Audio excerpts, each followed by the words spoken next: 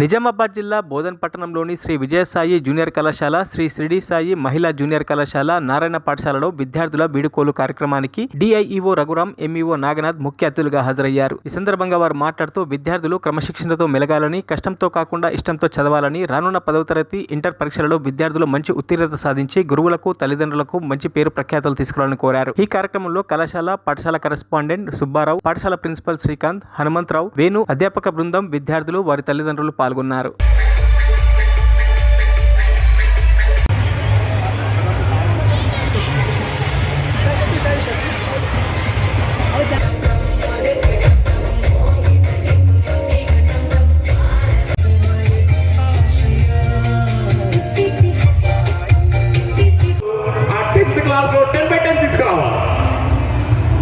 మళ్ళీ మీరు 10th class రాయాలిగా, జీవితంలో ఒకసారి 10th క్లాస్ రాస్తారు కాబట్టి 10/10 తీసుకురావడానికి ప్రయత్నం చేయండి.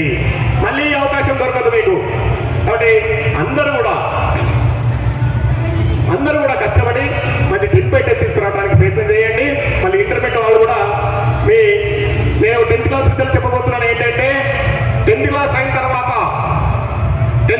తర్వాత మళ్ళీ 6 సంవత్సరాలు కష్టపడితే 60 సంవత్సరాలు ప్రశాంతంగా బతకొచ్చు.